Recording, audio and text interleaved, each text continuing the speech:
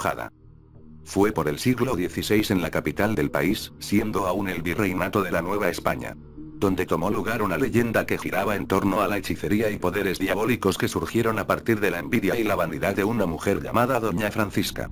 Corría el año 1554, en aquel entonces gobernaba el virrey don Luis de Velasco y Ruiz de Alarcón. Y aunque el Tribunal de la Fe se estableció en México hasta 1571, los castigos contra las brujas y la herejía se practicaban desde que los conquistadores llegaron. Los juicios de este tipo en la Nueva España se hacían de forma rápida y expedita. Los acusados eran encarcelados tras el juicio y después conducidos a la horca o la quema. Los eventos extraños sucedieron en una casona ubicada en la calle de Cadena número 7, hoy conocida como calle Venustiano Carranza en el centro de la CMDX. Era habitada por doña Felipa Palomares de Heredia. Ella había sido esposa de uno de los capitanes de Hernán Cortés y había enviudado después de consumada la conquista, heredando el nombre y la fortuna de su esposo. Ella tenía un hijo llamado Domingo de Heredia y Palomares, el cual había sido mimado en exceso desde la cuna y criado con lujos y dispendio, siempre sobreprotegido por su autoritaria madre que, al ser hijo único era su consuelo y adoración. Al cumplir la mayoría de edad su madre se preocupó porque su amado hijo se casara y tuviera descendencia, deseaba que se casara con una mujer de alcurnia y abolengo y por supuesto ella tenía que aprobarla. El joven Domingo deseaba casarse. Durante los años sometido a los cuidados de su madre, no había conocido a una mujer o entablado relación con alguna. El hecho de poder salir y mezclarse con jovencitas para enamorarlas era algo nuevo para él. Por lo que había obtenido el permiso de su madre para salir a dar la vuelta por los lugares de moda en donde jóvenes de la alta sociedad concurrían. Era común que en esos sitios se juntaran muchachos para escoger a los mejores partidos para casarse. Así que durante varios meses Domingo en compañía de sus amigos del colegio fue muchas veces a conocer sin éxito a una jovencita que no solo le gustase, sino que también fuera del gusto de su madre. Corrieron los meses y el joven no conseguía que alguna mujer se enamorase de él. A pesar de ser apuesto y con una gran dote, nadie se interesaba en él por ser introvertido y vivir bajo el ojo vigilante de su madre. Decepcionado, una tarde visitaba la catedral para orar por la salud de su madre y la bendición de poder conseguir una novia con la cual casarse. Aún no terminaba sus oraciones cuando frente a él se hincó una jovencita y al despojarse de su velo dejó entrever la hermosura de su rostro y el azul de sus grandes ojos que al verlos Domingo quedó extasiado con la juvenil aparición. Su belleza virginal contrastaba con la intensidad de sus oraciones, tanto que hizo que el corazón del joven diera tumbos de emoción y prendado de aquella belleza. Acercándose para poder contemplarla mejor, notó que no era conocida, nunca la había visto en las reuniones o en los lugares de moda del virreinato. Emitiendo suspiros se hartó de ver la dulce figura y el candor de que era poseedora.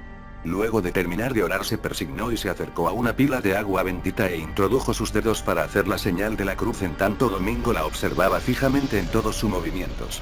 Al salir de la iglesia y como era la costumbre, la siguió a prudente distancia para ver dónde vivía. La joven en su andar se dio cuenta que Domingo la seguía y apresuró el paso. Al llegar a su casa se metió sin dilación. El joven pudo observar que la casa era de mediana fábrica y estaba situada en la cerrada de Necatitlán. Al acercarse para observar mejor se quedó petrificado al ver que la joven salía intempestivamente de su casa para observar mejor al joven que, al darse cuenta se le subieron los colores al rostro y la joven le regaló una mirada y una sonrisa tenue que acabó por enamorar a Domingo. A partir de ese momento Domingo de Heredia y Palomares, comenzó el cortejo y el asedio de la joven. La siguió por todas partes haciéndose presente por casualidad y la joven correspondía a sus intentos regalándole sonrisas discretas y miradas cargadas de ternura. Con el tiempo descubrió que se llamaba Doña Francisca de Bañuelos y era hija única de padres humildes y trabajadores en el centro de la ciudad. Eso en principio frenó los ímpetus de Domingo que al saber el origen humilde, pensó que su madre nunca aprobaría esos amoríos y jamás daría consentimiento para que se realizara una boda con la joven. Aún así y preso del amor que sentía por Francisca continuó con sus cortejos hasta que una noche después de seguirla una mano blanca salió por entre los barrotes de la ventana del cuarto de Francisca y el presuroso tomó el ofrecimiento y besó tenuemente la mano de la joven que después cerró su ventana para dejar soñando a Domingo con el roce de sus labios en su blanca y gentil mano. Ahí marcó el inicio de una relación de rejas en las que el joven noche a noche iba y descargaba sus mayores sentimientos de amor y promesas en la joven que, entre suspiros y murmullos musitó una declaración de amor que fue sellada con un beso breve de los carnosos labios de la joven Francisca. Sin embargo los rumores corrieron rápido y la noticia de estos amoríos por parte de lenguas oficiosas llegaron a oídos de doña Felipa. Y al escuchar las noticias rompió el cólera y lanzando gritos de asombro y molestia se arrodilló ante el Sagrado Corazón para pedir perdón por algún pecado que ella hubiera cometido para ser merecedora de tal castigo de ver a su hijo rendido a los pies de una plebeya. Las mujeres que le dieron la noticia se despidieron entre sonrisillas viles y triunfantes. Doña Felipa, al ver que se iban, salió presurosa de buscar a la mujer que le había robado el futuro a su hijo. Fueron fuertes golpes del pesado aldabón que cimbraron la puerta de madera y herrajes, que la mano firme y encolerizada de doña Felipa profería con odio. Fue la joven que al abrir la puerta sintió que las fuerzas de sus piernas le abandonaban y una corriente eléctrica la recorrió al ver el rostro deforme por la ira de la madre de Domingo. Sin preámbulos entró con prepotencia a la casa y Francisca, al saber los alcances de la señora, le dejó hablar. Su primer pedimento fue determinando. Habría de alejarse de Domingo, pues ella era un plebeya sin nombre, ni fortuna, ni sangre noble. Además, si se negaba, él haría que su hijo le obedeciera y lo mandaría a España. Al decir esto, Domingo salió de improviso de uno de los cuartos y con palabras firmes, enfrentó la ira y el reproche de su madre. Defendiendo el amor que sentía por la joven y su autonomía de escoger de quién se enamoraba, sin importarle las amenazas de su madre de desheredarlo ante la negativa de seguirla. Doña Felipa salió de la casa sorprendida por la actitud y el desafío de su hijo.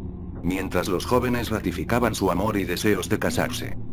Al paso de los días y mostrando cada vez sus deseos de casarse, doña Felipa cayó en depresión y oraba para que Dios quitara de en medio a la joven y le devolviera el amor de su hijo.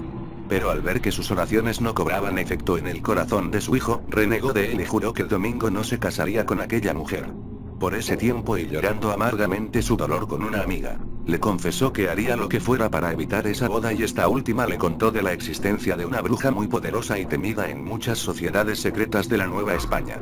Le dijo que era posible alejar a los enamorados a través de maleficios y que esta bruja era la indicada para llevarlos a cabo. Cegada por la rabia y por el amor enfermizo que sentía por su hijo, pidió ser llevada de inmediato a ver a aquella bruja que vivía por el área de la actual Tacubaya. Al llegar al viejo jacal de la bruja, una mujer anciana de rasgos mestizos de aspecto torvo la recibió como si supiera lo que iba la dama, estando en el interior de su inquietante jacal con olor a copal y humo de leña. Doña Felipa le contó su penar y sus deseos de separar a su adorado hijo de Francisca. La bruja, escuchando con detenimiento la petición de la preocupada mujer, le dijo que podía hacer el trabajo, pero le costaría mucho. Doña Felipa, arrojando una bolsa llena de doblones, cerró el trato prometiéndole que si funcionaba le pagaría con bastante generosidad. La bruja le ofreció darle una respuesta en 2 días y para un jueves de esa semana tendría que regresar para revelarle el plan a seguir. Sin más demora, doña Felipa se despidió y salió gustosa y esperanzada en los poderes de la bruja. Su corazón estaba henchido de gozo al pensar que por fin Domingo volvería a ella pidiéndole perdón y abandonando a la maldita joven que le robó su amor. Así llegó la noche del jueves y doña Felipa fue en busca de la bruja. Luego de un rato le reveló un plan siniestro y de venganza que terminaría con la vida de la joven. Pero para que este se cumpliera, los jóvenes habrían de casarse, cosa que no le gustó a doña Felipa. Pero para poder lograr su objetivo debía ceder. La bruja entonces le dijo que después de la boda ella debía darle un presente a la mujer de su hijo, el cual la iría matando poco a poco y ante su mirada. Eso llenó de emoción a Felipa. Así convinieron y luego de que su hijo se casara con la joven, estos fueron recibidos con alegría y resignación por doña Felipa. Disculpándose ante la pareja, les dijo que si Francisca no era de linaje, su belleza y su temor a Dios eran suficientes para ella. Así se dio una gran fiesta entre amigos e invitados para desearle felicidad a la nueva pareja entre murmullos de desaprobación de la sociedad novohispana que había asistido al convivio.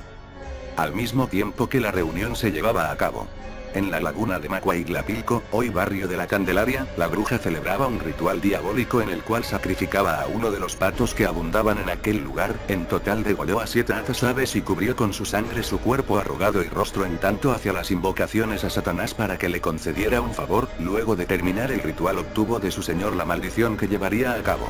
Pasaron 3 días de la boda y mientras los jóvenes gozaban de dicha y felicidad, doña Felipa se acercó con un presente para su nuera. Era un cojín fabricado con telas de oriente y relleno de plumas que era bastante agradable al tacto, que fue recibido con alegría y gratitud por la joven. Desde esa noche el cojín fue la almohada donde descansaba la cabeza de doña Francisca sin saber lo que le esperaba. Al día siguiente de levantarse la joven se quejó de un inmenso dolor de cuerpo y de cabeza, causando la preocupación de Domingo y doña Felipa, que no escatimaron en brindarle cuidados y atenciones para el mejoramiento de su salud, mismos que fueron inútiles ya que conforme pasaban los días, la salud de la joven fue deteriorándose cada vez más sin que ningún médico lograse mejorarla. Día a día la extraordinaria y fresca belleza de la joven se fue marchitando. Pálida y desmejorada, no podía probar ningún alimento sin que lo devolviera en medio de sangre y coágulos negros que salían de sus entrañas. El cuerpo que una vez gozara de espléndida forma se fue tornando en una triste visión cadavérica con la piel pegada a los huesos y ojos hundidos en profundas y negras ojeras, el rubio y abundante cabello se fue cayendo a puños lentamente hasta quedar con algunos pelambres que sobresalían de una cabeza llena de costras resecas, fiebres y vómitos atormentaron a la pobre joven sin descanso. Domingo en la desesperación mandó traer a un médico muy respetado de Valladolid y luego de examinarla su rostro mostró una preocupación al dar el diagnóstico, pues la desdichada Francisca presentaba el aspecto de los esclavos y presos de las galeras y mazmorras, algo parecido al tifus o tabardillo en estado avanzado. Su destino estaba marcado por la muerte. Así pasaron unos meses y una tarde la desgracia cayó sobre la desafortunada Francisca, que murió en medio de terribles fiebres y dolores. Luego de los funerales, Domingo se encerró en su alcoba víctima de una gran depresión durante muchos días, apenas comía y se negó a la presencia de su madre, que comenzó a aborrecer al tratar de consolarle por la muerte de su amada esposa. La depresión dio paso a la locura y bajo el tormento de ver el lecho vacío en donde su esposa alguna vez durmió junto a él, hizo de su alcoba un santuario, abrazando y besando los lugares que ella tocó o los vestidos que ella vistió y durmió sobre el cojín satinado relleno de plumas. Una de esas noches, Domingo se despertó sobresaltado luego de sentir frío en la alcoba y notó la presencia de algo sobrenatural y siniestro junto a su lecho. Al mirar, de entre las obscuras sombras de la habitación surgió la presencia de un ser descarnado. Sintiendo un terror absoluto, su quijada se trabó y el grito de horror quedó atorado en su garganta. Luego de correr arrastrándose sobre el piso de la alcoba, pudo ver que de entre la carne podrida del rostro que dejaba ver una dentadura amarillenta y la cuenca vacía de donde debía ir un ojo. De aquella descarnada aparición se asomaba tenuemente la presencia de doña Francisca. Levitando por la habitación, el ser que vestía el atuendo gris y derruido que otrora fuera la vestimenta mortuoria de Francisca, se movía vaporosa al viento ante la mirada aterrada de Domingo. Con una voz de ultratumba le habló y le advirtió del cojín embrujado, el cual le provocó la muerte, chupándole la sangre poco a poco, enfermándola y finalmente llevándola a la tumba. Y que las autoras del atroz crimen fueron su madre y la bruja que conjuró al diablo. Antes de que la horrible aparición se diluyera entre las sombras, Domingo le lanzó un juramento de vengar su muerte. Siendo aún de noche, Domingo salió sigilosamente de la casa sin que nadie se diera cuenta y corrió a hacer una denuncia ante el Santo Oficio, explicando su situación y la advertencia que el ánima de su esposa le hizo. Los frailes inquisidores salieron a la tarde siguiente con órdenes de apresar a doña Felipa y perseguir a la hechicera. Se dirigieron a la casa de la dama y no la encontraron. Domingo presuroso tomó el cojín satinado y se los mostró a los inquisidores, los cuales de un tajo lo cortaron por la mitad y cayeron al suelo cientos de plumas apelmazadas de ánade. Las plumas estaban pegadas con una masa apestosa y negra. Al ver aquella asquerosidad se percataron que se movía levemente y al pisarlo, este dejó salir un líquido rojo que chispeó el suelo y los pies de los presentes. El líquido era sangre. Mientras se hacía un enorme charco, las plumas parecían moverse como sierpes buscando absorber la sangre que emanaba de ellas mismas. Aquel horrendo espectáculo fue visto con horror y asco por los inquisidores, que hicieron la señal de la cruz en tanto exclamaban: ¡brujería! En ese momento iba llegada doña Felipa, la cual al ver a los inquisidores con sus negras capuchas y a Domingo viéndola con odio y pesadumbre, se hincó para pedir clemencia en tanto veía lo que su dinero había pagado: una infernal brujería. Fue apresada, arrastrada a las mazmorras de la Santa Inquisición. Fue sometida a crueles torturas para que revelara la ubicación de la hechicera. Cuando cedió al dolor y la humillación, habló y los inquisidores despacharon una guardia para ir a apresar a la bruja. En un juicio sumario, se condenó a ambas mujeres a morir quemadas en la entonces plaza de Santo Domingo. Doña Felipa Palomares de Heredia y la hechicera, cuyo nombre jamás se reveló, fueron humilladas y vejadas ante la mirada morbosa de decenas de personas que asistieron al tormento y muerte de las mujeres acusadas, mientras se leían los actos de herejía que cometieron y la muerte de la joven Francisca, crímenes por los que fueron acusadas. Se les dictó la sentencia de morir en la hoguera, así fueron atadas a postes y rodeadas de leña aceitada que avivó el fuego que poco a poco envolvió a las mujeres. En medio de gritos horribles y la risa burlona de la hechicera, ambas fueron quemadas hasta las cenizas, las cuales fueron esparcidas y enterradas en lugares desconocidos. Durante muchos meses, Domingo Heredia y Palomares se encerró en su casona hundido en la depresión y la tristeza. La gente decía que vivía en vergüenza y solo por haber señalado a su madre y ser responsable de su horrible y avergonzante muerte. Pero lo cierto es que lloraban más la ausencia de Francisca. No se supo nada más de Domingo. La casa fue abandonada repentinamente y muchos aseguraban que el hombre se marchó a España llevándose pena y fortuna.